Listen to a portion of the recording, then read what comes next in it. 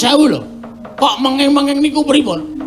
Masyarakat dipenging-penging ning sampean gawe peraturan ning ora gawe solusi.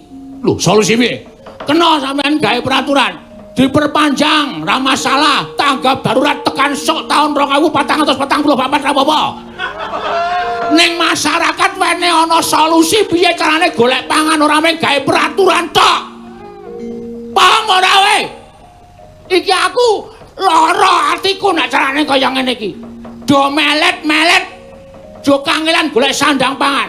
Luwe-luwe seniman kaya kula kalih Gareng-Gareng Petruk niku. Niku nganti ora iso obah. Kena gawe peraturan ning solusi, kasih solusi pada masyarakat. Seniman apike ngene, dok kaya ngene tak nehi solusi ngene tak nehi keringanan kowe entuk pentas ning penontonnya terbatas. Ngono apa piye? Kok Prabu. Durung nganti sawetara nggonipun Kakang nampa pangandikaning sira Yayi Ndorowati. Lah dalah iki lak ora pangling. Iki kaya apa ana kawan. Komplit Nala Gareng Petruk Bagong yang sowan ana Mrejing Mandura. Kok Prabu? Nggih. Najan kados menapa kok Prabu tau tati nampi pangudangipun Panakawat.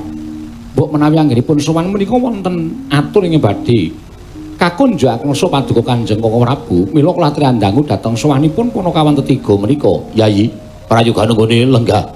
Sampun boten kirang prayogi. Nala Gareng. Padha kanthi raja sapraptamu Nala Gareng. Rekapestunipun Ndara Baladewa niring sambi kula sowanipun ingkang abdipun Nala Gareng kepareng kula ngaturaken sembah sumengkeming mabekti kula kunjuk. Yo tak tampa pangestuku tampanono kula punika jimat paripih ndayaning kasantosan. Petruk. Padha karo raja sapraptamu Petruk. Pangestunipun Ndara Baladewa wilujeng niring sambi kula kepareng kula ngaturaken bekti kula kunjuk. Yo tak tampa agonge apa? Bong, wis senengane ora. Boyo sing sopan, kaget aku. Bagong Padha raja sapraptamu. Pangestunipun Ndara Baladewa wilujeng niring sambi kala kepareng kula ngaturaken sembah pangabekti kula kunjuk. Yo atompo, yo padha. Ngece. Truk, pas susu e. Garem. Masalahe kok. Yo ya. Truk. Engko nek gedhe.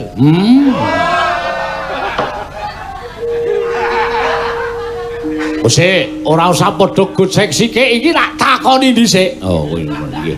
Wonten wigatos menapa? Nengga timbalanipun Sinun Prabu Mandula. Sing dadi juru wicara sapa?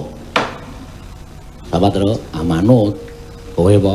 Aku nek omong sok klera-kleru. Kowe wae. Wah, aku wedi nek Sinun Prabu Mandura.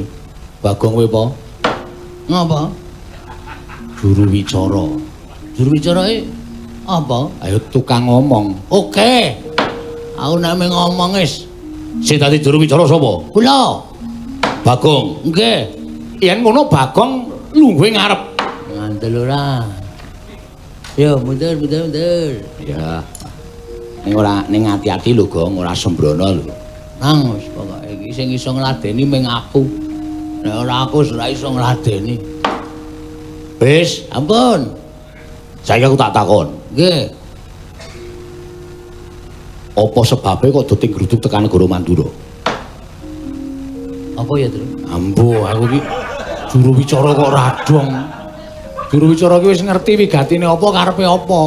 Menika ngaten sinuwun.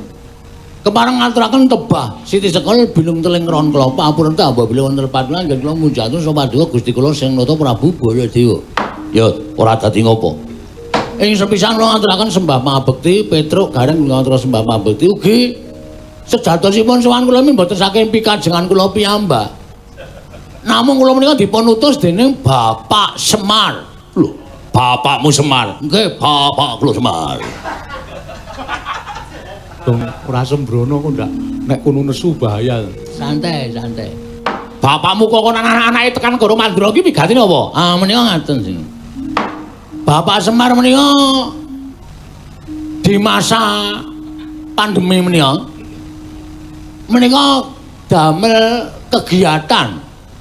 Kegiatanipun mboten sami kejawi namung damel padepokan. Lho, bapakmu gawe padepokan? Nggih. Lah, wi gantosipun padepokan menika dipun damel menika kagem papan panglempahipun para kawula supaya ing mriku mangke saged wonten kegiatan-kegiatan ingkang sipatipun positif. Tegese piye kuwi sing positif apa dipresake? Maksudnya kegiatan positif menika kegiatan sing apik-apik. Oh ngono, nggih. Ning bapak niku terus nalika semanten semedi. Wah, bapakmu semedi. Nggih. Bapak semedi entuk sasmitaning jawata jarene saka guru salah sijine padepokan niku kudu dibangun nganggo wujude nggih menika kayu jati wangi. Kayu jati wangi. Bener ta, Tru? Minyak wangi apa kayu jati? Minyak wangi anu kayu jati. Kayu jati wangi sikinarya saka guru padepokanipun Bapak.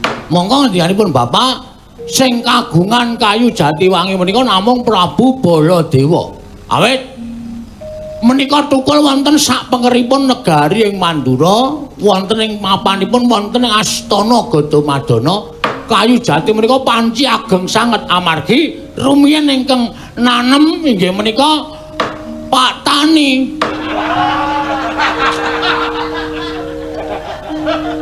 Nek ngerti takon. Sapa sing nandur, Tru? Prabu Rama Wijaya. Prabu Rama Wijaya ngalengka diraja mungsuhe. Iki mungsuhe. Prabu Rama iki Pancawati, Pancawati. Gandeng bapak mbiyen niku kula ya kelingan tau ngetutke Prabu Rama Wijaya, kula ya tau ngetutke Prabu Rama Wijaya. Ala apa?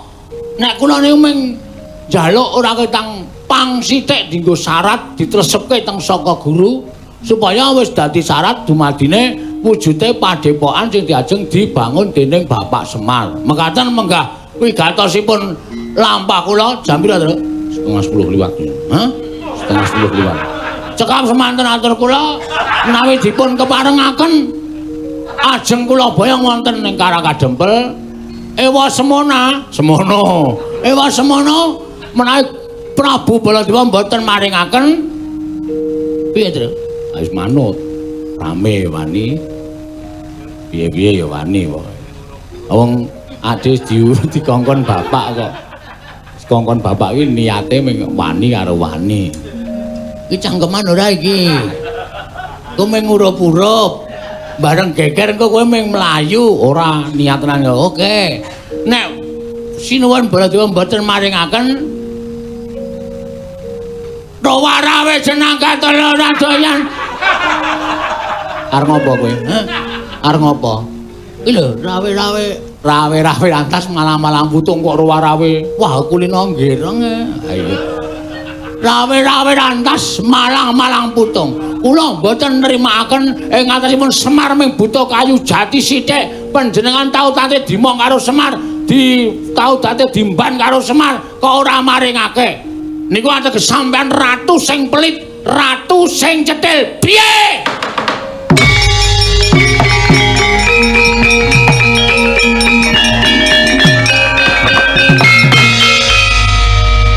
Tak golek rokok sik ya, Tru. Aku titip reng. Wes aku ora ndedit ya iki ditik gawanan sisan yo. Yo, reng. Rene yo. Ora asa. Iki gawanan sisan. Aku apal karo watake.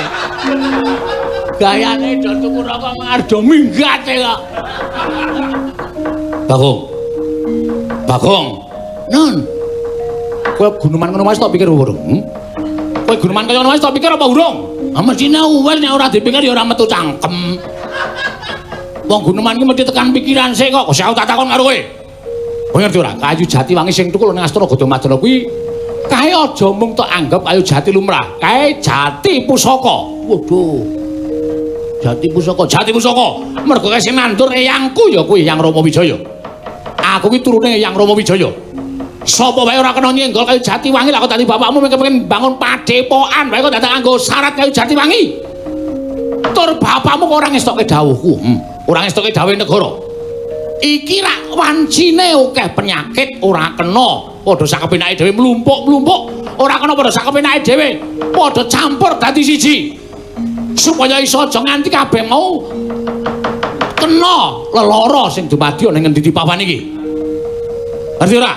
Lah kok malah bapakmu gawe padewan iki anggepe piye? Kuwi nglumpukke wong pirang-pirang, kuwi nglumpukke kawula oke cacahe. Mesti kok bakal ana kahanan sing ngedapi-dapi babagan perkara penyakit iki. Sik. Terus maksudnya pripun? Niku lho mboten ajeng rembug perkara penyakit. Sing percaya penyakit niku monggo, sing ora ya ora masalah. Nek tumrap aku ora percaya, lho. Nyatane kabeh wis ana buktine. Buktine apa? Kowe Pradewa? Ora. Lah kene. Ora dhewe kok sampean niku bingung. Tur sampean nun sewu lho. Kok menging-menging niku pripun? Masyarakat dipenging-penging ning sampean gawe peraturan ning ora gawe solusi. Lho, solusi piye? Kena sampean gawe peraturan diperpanjang, ra masalah. Tanggap darurat tekan sok tahun 2444 apa-apa. Ning masyarakat wene ana solusi piye carane golek pangan ora mung gawe peraturan tok. Paham ora we? Iki aku lara atiku nek carane kaya ngene iki. Do melet-melet jo kangelan golek sandang pangan. Luwe-luwe seniman kaya kula kalih galeng-galeng Petro niku.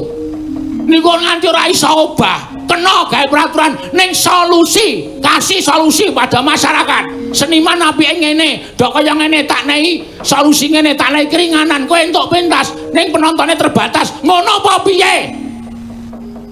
Agung. Ayo sapa kowe? Aku nek ngene iki ora iso dindake. Ora sampe naik dhewe. Loro nek ati loro, nek kula dhewe ngelih ora apa-apa. Anak-anakku ya melu do ngelih, bojoku ya melu do ngelih. Lho, kok sik iki rembug kayu apa rembug apa? Oh iya, Dik. Kayu. Bali nang kayu, topik bali nang kayu. Iki mung njaluk wektu sedhela. Men supaya do mikir, men supaya iso do ngolah rasa. Ngono lho. Rasane piye dadi masyarakat, rasane piye dadi kawula cilik, diolah rasane. Oke sing do ora iso obah, oke sing do ora iso apa-apa. Penyanyi, tukang keyboard, sound system modiar kabeh. Ngono ora dipikirke. Kudu tak pikirke, kudu ana solusi, ora sak kepenake dhewe. Ora mung do ndekem ayo, kudu nyuwara tumrap aku ngono kuwi.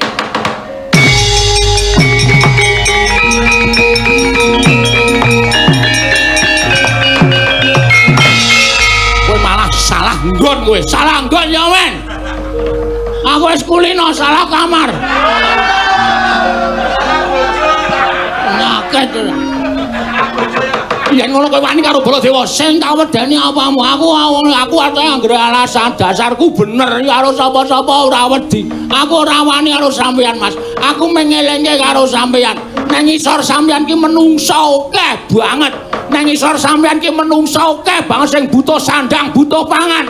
Ngono lho, gawe solusi ora sak kepenakmu dhewe. Ngono lho, karepku ngono kuwi ora metu jowo glendang negara. Menungso ora karo parus jajal.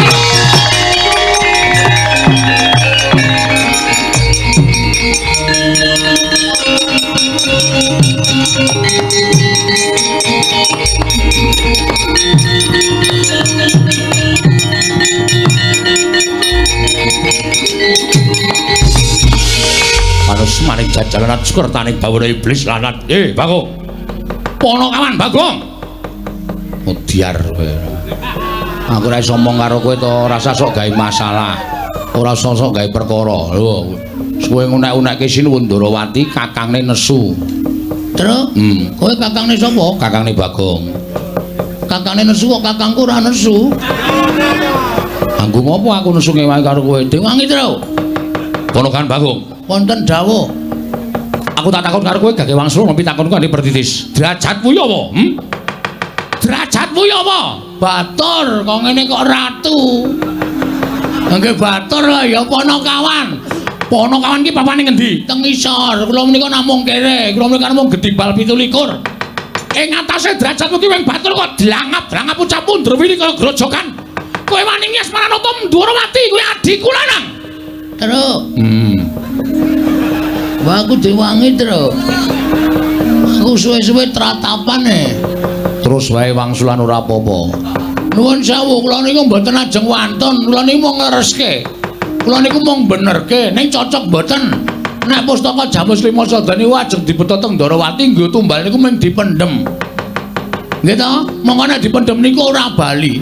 Kula ngemutke sinuwun Prabu Darma Kusuma aja nganti gampang maringake pustaka Jamus Lima Sada. Napa kula ngenten iki salah? Salah. Salah kula nggih napa? Kowe salah ora nyawang karo derajatmu.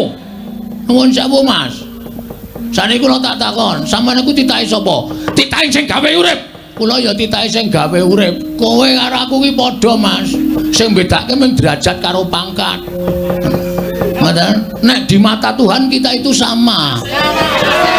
Sama-sama manusia. Aja sok tumindak kaya ngono kuwi, aja sok ngelokke kowe kere, kowe gedibal, kowe iki mung welek nyolok mripat. Dosa, Mas. Tandane dosa sampeyan aja gagas kaya ngene iki, aja ngunekke kawula sing elek kaya ngene iki, aja ngunekke kawula sing ringkih kaya ngene iki. Sampeyan iso dadi ratu niku mergo tak coblos rai sampeyan. Bong, kowe le omong malah dadi masalah iki. Cerewet kowe meno. Untal dasmu sisan. Kon ngewangi ora gelem malah meden-medeni wis kowe cengok. Ala denane bacot wani ya bacot nyemplung kali. Wis terus ya mengkari ndodok. Lho. Kok mengkari ndodok piye ora? Samane ngunanake karo Bagong kleru. Napa kula kluput? Kula ngemutke ratu Gusti kula. Napa kula kleru? Kula ngemutke ratu Gusti kula. Prabu Puntadewa niku ratu Gusti kula. Nek ratu Gusti kula enten napa-napa nganti cilik lara gedhe mboten wonten terus sing mbayari kula ben sasi sapa? Kula wajib ngemutke ratu Gusti kula sing kleru. Apa kaya ngene iki dianggep salah? Salah perkara derajat pangkat, derajate nggo endi, pangkate nggo endi? Kula tak takon karo sampean. Sapa-sapa arep digetak, sapa-sapa arep digetak. Dume dadi ratu galak. Tangger iki kowe saiki ayo. Muni ya. Ombo-ombonan cangkem. Ombo cangkemku kasih. Sero suaraku kok. Lho ora lho iki tenanan. Sing tau nek kowe meneng wae kok kakangne nesu-nesu iki ngopo? Mergo aku tresna karo adikku lanang. Terus? Kowe tresna ora karo aku? Nek kowe tresna kowe muni ngono iki lho, men aku marem lho. Amoh, oh setan iki. Ora gelem muni ngono to? Ora. Kowe wani ngasmane Kyai Prabu Ndrawati padha karo wani karo Nata Mandura Prabu Baladewa. Kowe wani ngelari jajane Kyai Prabu Ndrawati padha karo kowe wani karo Nata Mandura Prabu Baladewa. Kowe ngilo karo kahananmu. Ing ngatasi Semar arep bangun kayangan iki Semar iki derajate apa coba aku tak takon. Semar iki derajate apa? Aku tak takon kok wani bangun kayangan. Kowe ora gagas to, kowe iki ora ngerti sejarah iki, Mas. Lho, kowe ora basa karo aku, tak basanono wong sampeyan wis ora ngajeni karo aku. Sampeyan karo apa dadi Nalendra, nek karo para kawula ngajenono. Kowe aja gleleng dadi ratu ae. Kowe aja gaya dume lungguh kursi sing dhuwur. Ning aku nek gelem nglumpukke masyarakat tak jak demo telung kejeping paningal rubuh saka kursimu kowe. Aja sangunek-unekke masyarakat cilik kaya ngene iki tandani. Sampeyan iso gedhangkrang sila tumpang neng kursi iki mergo tak coblos mbaya sembodo. Biyen sampeyan ling mbeseli aku pira tok kon dadi tim sukses, ha? Karo tok janjen-janjeni kene iki sesuk tak bangun aspal, tak aspal kene esuk tak cor, kene esuk tak nehi toilet. Kabeh ya mung telek.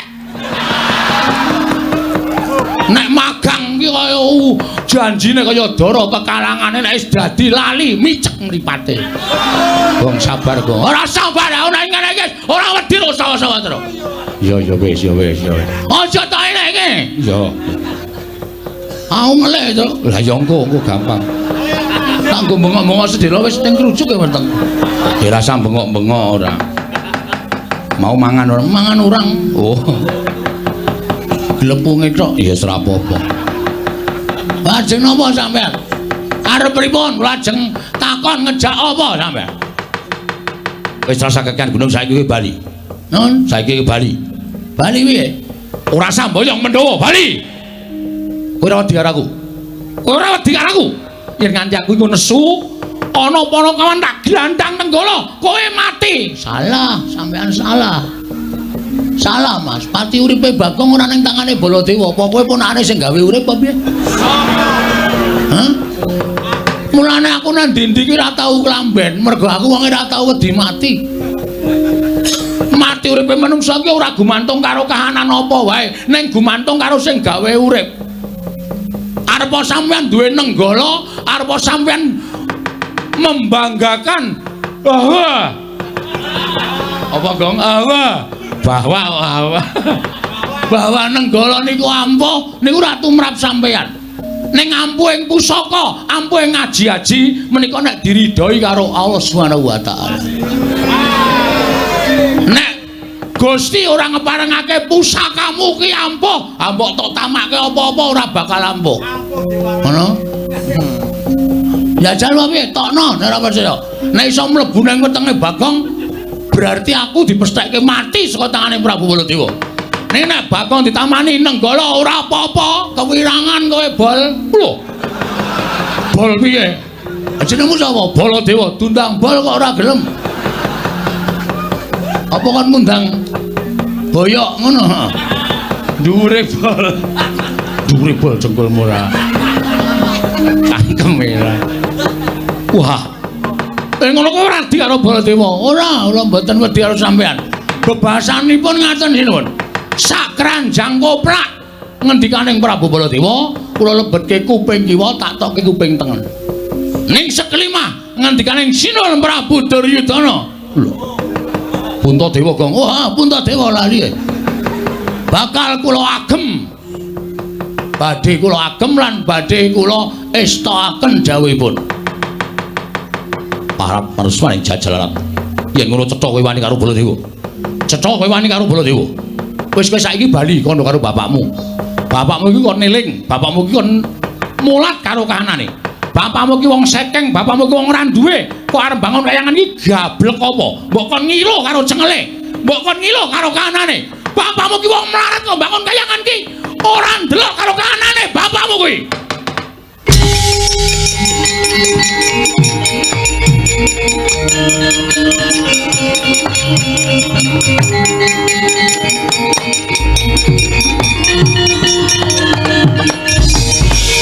Bong, nganggo sopan lho. Kok njur ngadeg metenteng ngarepe Prabu Baladewa, Tru? Iki wis kelewat ukuran menungsa iki. Tegese piye? Sing dinyak udu aku neh, ning babe. Babe sapa? Babe Semar. Ayah. Ngono. Ame Bagong kok nyebut kok ayah ora. Bapak Semar. Bapak ki wong sing paling tak hormati, Tru. Piyai sapa ngendikake bapak ki tangan tengene sing gawe urip. Mula sapa sing wani karo bapakne kuwi bakal entuk hukum sing ora ana pangapura selawase urip. Siji, bakal nampa rekoso uripe, angka loro lawanging kanugrahan ditutup. Wong urip ning donya iki nek lawanging kanugrahan ditutup, arep ngopo wisan? Wis ora duwe pengarep-arep apa-apa. Mula nek ngani bapakku dieceh karo Ratu Mandura sing jeneng Baladewa iki. Baladewa iki aku ora trima to. Gong iki malah dadi geger kriwikan, dadi grojokan, geguyon, dadi tangisan. Nek kowe ora wani mulya. Mulya ana. Kalakonane dhewe nang kene. Edan malah nyemprot-nyemprot idune. Aku ora ngraup to. Hus. Prabu Baladewa. Iye. Kowe aja sak kepenakmu dhewe ngonekke aku. Rada mundur sinuwun. Iya. Mundur apa tak nesoni? Iya.